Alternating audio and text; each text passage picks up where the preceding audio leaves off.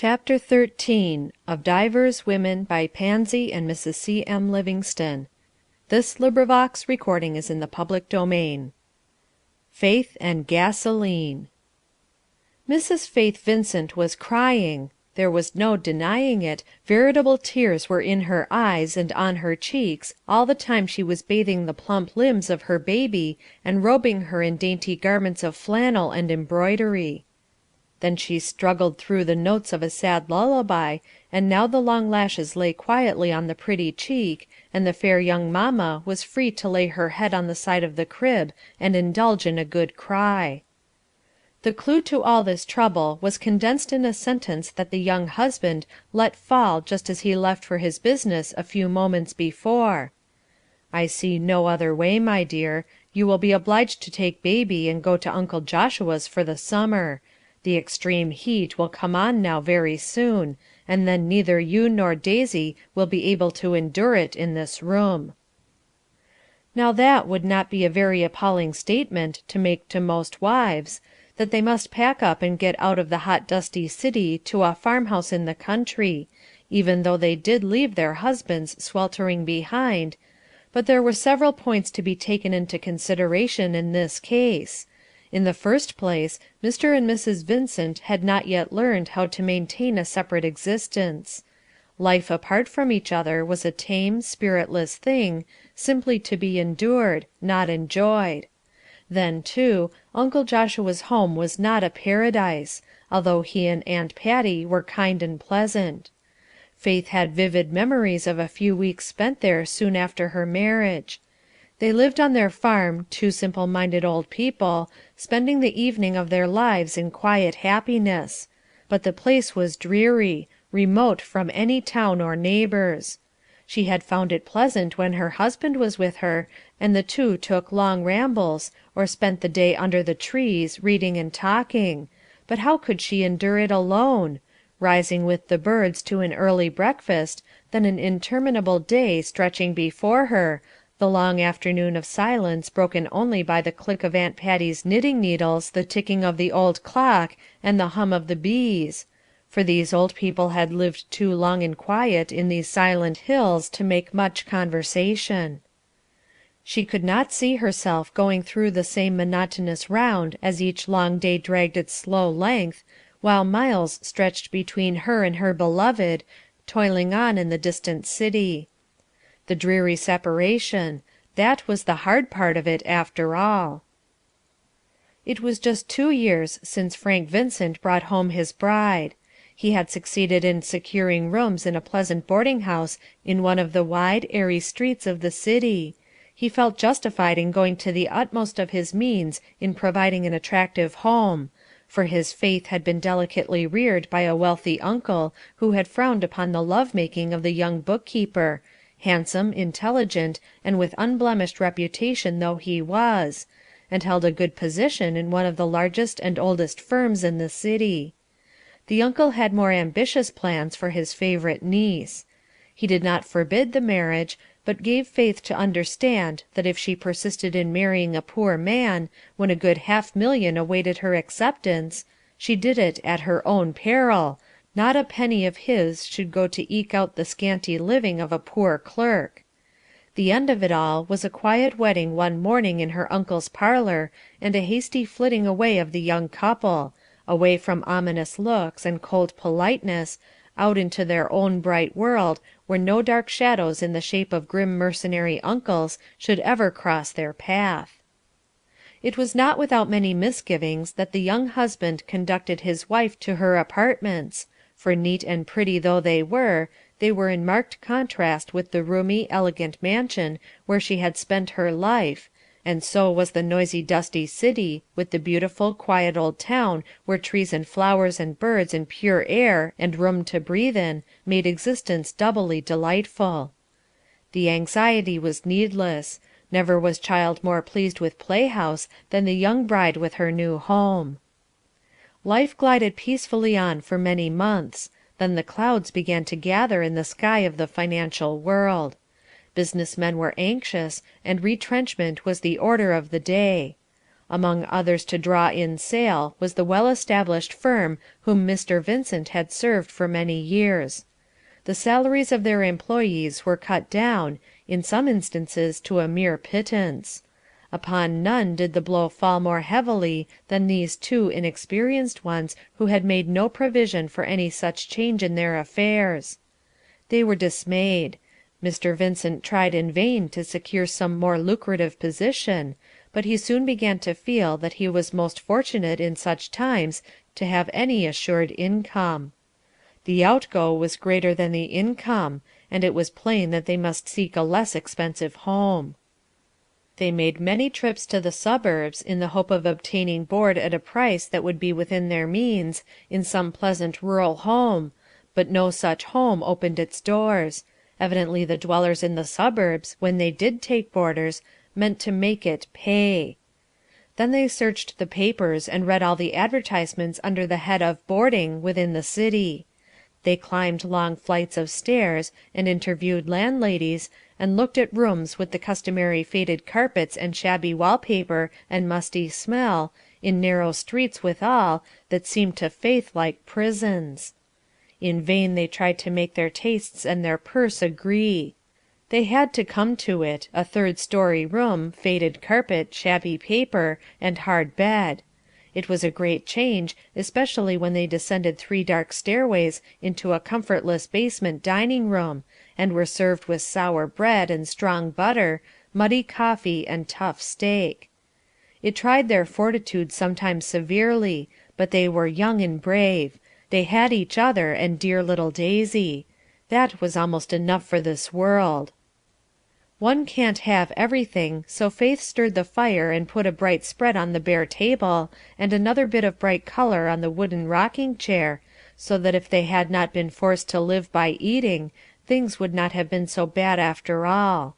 Spring, though, brought troubles. The sun shining squarely upon them through the winter had served to brighten up things and save coal. But now he became an enemy, pouring his fierce rays nearly all the long day into the 2 windows, old paper shades filled with pinholes the only protection against him. Large companies of flies, too, arrived daily, and evidently came to stay. The butter turned to oil. Eatables grew unpalatable. The whole house seemed stuffy and unendurable. It was one of those warm spring mornings when vital energies flag, that Mr. and Mrs. Vincent toiled up the 3rd flight of stairs. The halls filled with execrable orders of fried ham and cheap coffee; each busy with their own thoughts, possibly of green fields, apple blossoms, spring violets, tables with damask and silver, cool, inviting rooms, and other equally tantalizing suggestions. Faith, at the top, panting and pale as any lily, drew from her husband the exclamation, "My dear, you cannot endure it any longer. Something must be done." That something seemed all the more imperative, since Daisy was beginning to droop and have feverish days over the advent of each little white tooth. Many perplexed conferences followed. "You see," said Mr. Vincent, trying to speak cheerfully, "one of us orphans ought to have married some one who had a father and mother, and an old homestead to go to in an emergency like this. As it is, I do not see any other way but for you to take baby and go to my Uncle Joshua's for the summer. You will be made welcome at least, and have good food and good air." "What if we go to housekeeping in a small way?" Faith suggested. "It would have to be in a very small way indeed," laughed Frank. "Why, the birds of the air have more to set up housekeeping with than we. They have furnished rooms, rent free. Think of rent, furniture, and all the pots and kettles and pans that housekeeping requires, besides wages to a girl. Never do wine, my salary wouldn't cover.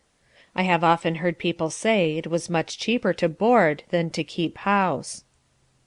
"But we might take a small house in the suburbs and furnish it by degrees, and I could do my own work," persisted Faith. "My poor little Lily," said Frank, "you know not whereof you speak. Think of a little hot house, you broiling over a cook stove, and baby crying for your care. Besides, my dear, you are not accustomed to work." I shouldn't wonder now if I knew just about as much as you do about cooking.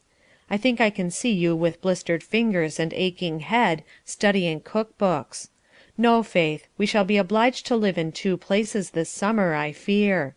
I know it will be lonely for you at Uncle Joshua's, but for your own sake and the dear baby's, it must be done. Let us be of good cheer, and perhaps by fall business will revive and my salary be increased, or I can get a better position. Now, good bye, my blossoms, I must be gone." And he sprang away down the stairs hastily, lest Faith should see that his courage was more than half assumed, for the prospect before him was dismal in the extreme. What Mrs. Vincent did when her husband left her we already know, yet she was not one to sit down in weeping despair before a difficulty until every energy had been put forth to remove it. She sat long and pondered the question. No light came, although she bent her white brows into a deep frown in perplexed thought. "If I could only keep house," she mused.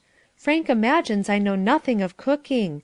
I'd just like to have him eat some bread and puffy biscuits of my making. I am so glad I never told him that I took lessons of Dinah all one winter before we were married.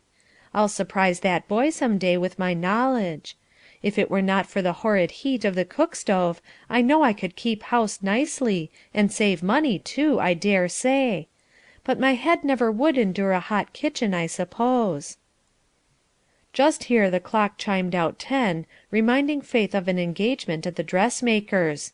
Leaving Daisy with her young nurse, she was soon upon her way, not to Madame Aubrey's, but to plain Mrs. Macpherson's, who lived up 2 flights of stairs, and was nevertheless a good fitter, and kept her rooms and herself as neat as wax. While Faith waited, and the busy shears slipped and snipped her wrapper, she had time to look about her.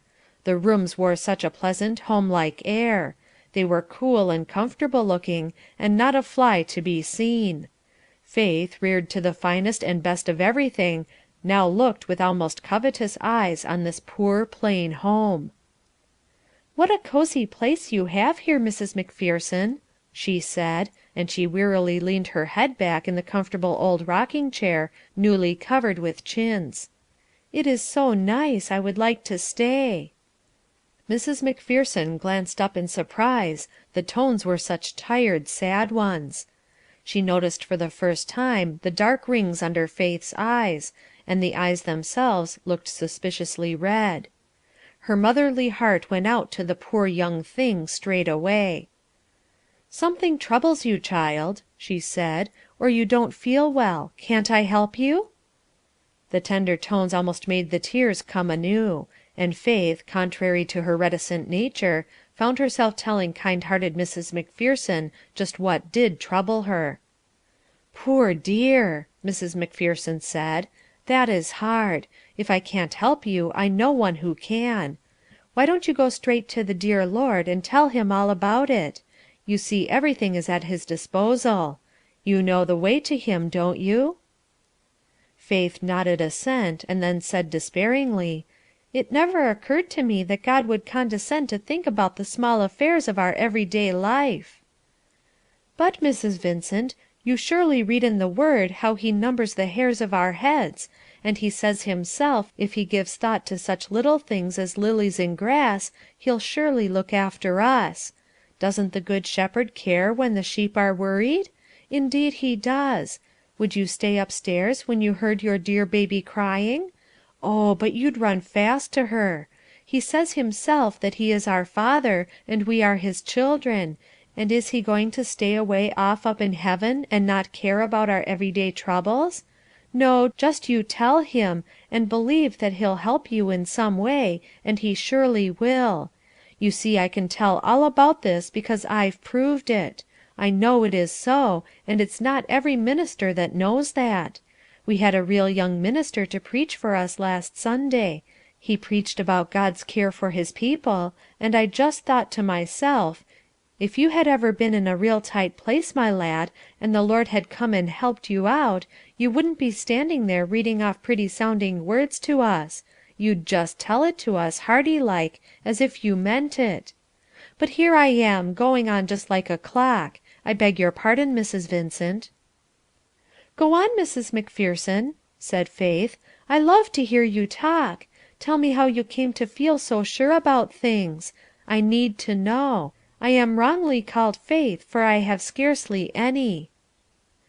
"Oh, I couldn't but feel sure. He hears and helps me so quick when I call to him. He has been so kind to me. When I was left alone in the world, with no home and not a penny that I could call my own, I didn't know which way to turn. I had no trade, and I was not strong enough to do housework. I fretted and worried over it a spell, then it came to me all of a sudden one day that the Lord could help me if he would. I called to mind all the verses that tell how kind he is, and I just went and told him all about it, feeling as sure that he'd help me in some way as if I'd heard him say it. Sure enough he did. The very next day a lady advertised for an apprentice to learn the dressmaker's trade. I went and she took me, and I just got in my right place. I learned fast, and in a year from that time I could fit as well as she could herself. She offered me good wages to stay and sew with her, but I was tired of shop life, and wanted a bit of a home of my own, so I rented these rooms, and I have all I can do, and more too. It is a nice pleasant place, I think to myself. It is cool and comfortable, even if it is 2 flights. You see I have a north and south window, and if there isn't a good breeze from one way, there is from the other. Here's my bedroom," opening the door into a good sized room with a large window. "Blinds too. I can make it as dark as a pocket. And here's my dining room and kitchen all in one. Here the lake water comes in. Oh, I tell you I lack for nothing." "But don't your rooms get all heated up when you cook?" Faith asked. "Not a bit of it. See here," calling Faith's attention to what appeared to be a small light table made of iron.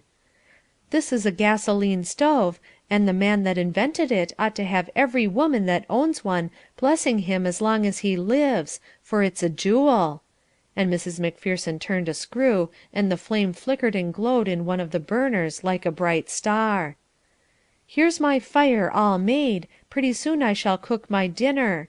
Over this burner I'll put my oven, and bake a potato or two nice and brown in 20 minutes or so. Over the other burner I'll boil my tea kettle and make my tea, then I'll clap on the gridiron and cook a bit of steak. Nicest way in the world to cook steak, it is so quick you know that it makes the steak juicy. The quicker you can cook it, the better it is." "Will it make bread nicely?" Faith asked, growing deeply interested. "To be sure," said Mrs. Macpherson, and Mrs. Macpherson produced a plump brown loaf. "You can see it is beautifully done. The least bit over half an hour bakes my loaves. Oh, there isn't a thing the creature won't do. I can tuck a chicken in the oven and it comes out done to a turn, or put in a joint of meat to boil and go on with my sewing, it cooks itself, you know. I can roast a turkey. Last Christmas I roasted one, invited in a neighbour or two, you know, and you would have thought it came out of my mother's old fashioned brick oven, it was done so beautifully. I can wash and iron on it too, heats the irons as fast as you can use them. It's my opinion that women wouldn't get so used up at their work if they could have these stoves. It is the heat that takes all the life and soul out of one. It is pleasant to work if you know how, and can keep cool. It is a real saving of tempers, this stove is, for if you ever noticed it, folks begin to get cross just as soon as they get well heated up over a cook stove. No, it doesn't give out any heat, and there are no ashes, or smoke, or soot, or dirt of any kind about it, and it is cheaper to burn than coal." "But have I not heard that gasoline is explosive?" Faith asked. "It isn't. It will take fire if you bring it near a flame, just as alcohol will, but it can't explode. There might be a little danger of its taking fire if you filled it when burning, but nobody would be foolish enough to do that.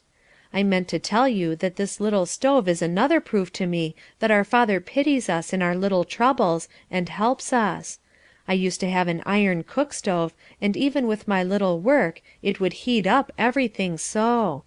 Just as I got all tuckered out with it, I heard of the gasoline stove, but I couldn't afford to get one, for work was rather scarce just then. I expected, though, he would send me one before long, and sure enough he did. It wasn't many days, don't you believe, till a lady came and asked me if I wanted to sew for her, and take a gasoline stove for pay. Her husband was a dealer in them. You may be sure I said yes pretty quick. So I got it, and a great comfort it's been to me these 3 years. No, we don't plod along here with nobody to care how we get along. He cares.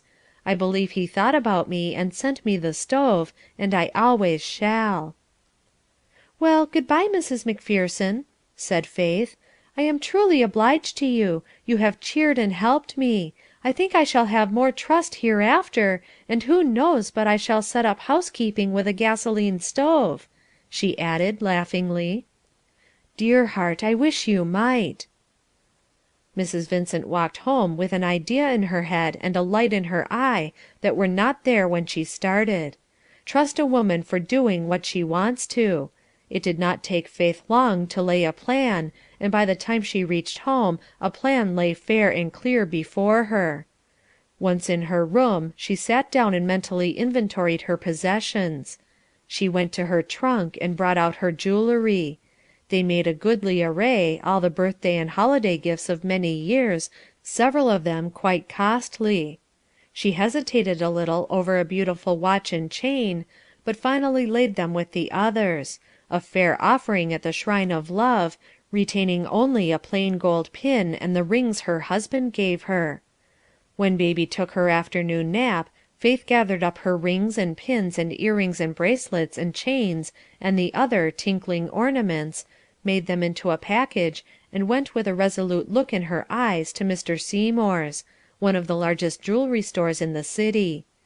Mr. Seymour was a member of the same church, and took a fatherly interest in the young couple. Faith, with much inward trepidation, unfolded her plans to him. After careful examination he named a price for each article that made her heart bound with joy. "As a matter of course," he explained, "we never give full value for goods bought in this way. But when a woman sacrifices her ornaments for such an object I want to bid her Godspeed, and I shall give you what I think I can dispose of them for." He counted out the fresh bills to Faith. She could have hugged him, but she only said, in low excited tones, "Mr. Seymour, I can't tell you how much I thank you." She almost flew home, and then dismissing the nurse, acted in a most extraordinary manner. She danced about the room with baby, nearly squeezing the breath out of her, and laughed and cried by turns. Then she did some tender serious thinking. How had the clouds of the morning turned into sunshine? She recognized the hand of the dear Lord in it all. These suggestions and plans were given by Him. His loving kindness was over her. She would never doubt it more. When her husband returned at evening, she tried to banish from her tell-tale face all traces of exultation. This was her secret. He could not know it yet. So poorly did she succeed that he was happily surprised by finding her cheerful instead of sad; and yet, inconsistent mortal, he began to feel slightly annoyed that she seemed to be taking the prospective separation so coolly. "How soon can you be ready to go?" he asked in the course of the evening. That roll of bills in Faith's pocket made her eyes dance with glee as she answered, "Oh, in about a fortnight. But let us not talk about that to night. Let me read you this exquisite little bit I found to day." "Women are queer," soliloquized Frank.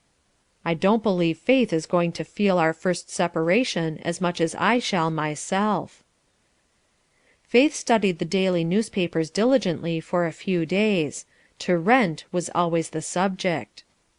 "I do believe I have found the right thing at last," she announced to baby one day, and she read aloud, "To rent at Maplewood, a cottage of 4 rooms, convenient to street and steam cars, pleasantly located, rent low."